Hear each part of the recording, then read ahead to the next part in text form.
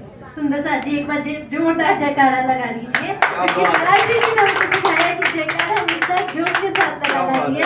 बोलिए श्री प्राणनाथ प्यारे की जय, श्री छत्रसाल महाराज की जय, श्री बैजनाथ महारानी की जय, जगत गुरु आचार्य श्री 108 सूर्यनारायण दास जी महाराज की जय।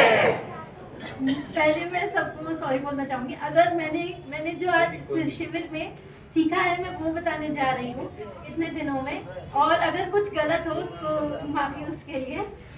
पियो 5 बेर हम वास्ते सागर में डालिया आप, सो नजरों ना आवे प्रेम बिना या मेहर या मिलाप।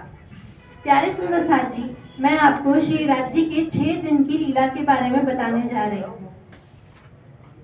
पहले दिन की ब्रज की लीला जो 11 साल 52 दिन की थी, फिर रास जो इतनी बड़ी रात्रि थी जिसको कोई नाप नहीं सकता है, इसीलिए महर्षि जी ने हमको बताया। मृत्यु लोक और स्वर्ग का ब्रह्मा और नारायण रास रात को के बीच में ये चारों दरमियान। फिर मैं बताना चाहूँगी अगले तीसरे दिन की लीला जो कि है जागनी, इधर से चालू है बसरी की लीला, जो है आसबाई की वासना आई थी जिसमें, और जो जिनकी एज थी 63 इयर्स।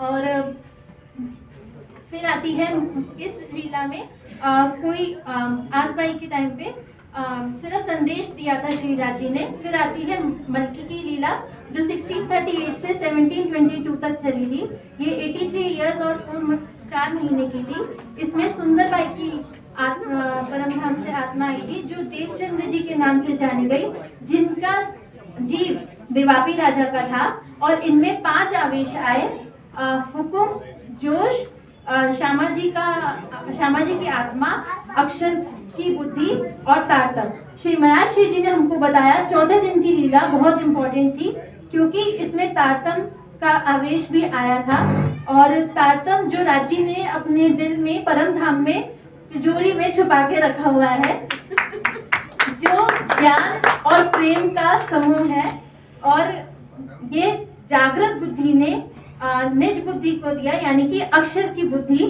को श्री राज जी ने सबसे पहले तारतम दिया। और फिर तारतम हम सभी के लिए अखंड करने का काम करता है, जो मृत है उसको जगाने का काम करता है। फिर आती है 5वें दिन की लीला, यानी कि हक की लीला, जो इंद्रावती बाई ने की थी, और ये श्री महराज ठाकुर के द्वारा की गई, और ये विक्रम संवत 1722 से 1748 तक हुई। और फिर महर्षि जी ने हमको ये भी बताया कि निष्कलंक बुद्धा अवतार, इसके अंदर 3 शक्तियां हैं राज जी की, जो है अक्षर ब्रह्म की बुद्धि जिसके ऊपर अक्षरतीत का आवेश है, और इनके हाथ में तारतम की तलवार है।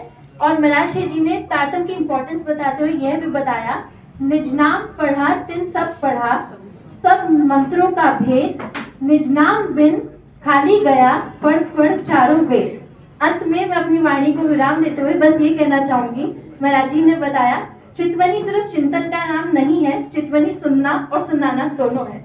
सुनना जो हम इतने दिनों से कर रहे थे, सुनाने का आज मेरा पहला दिन है, उसके लिए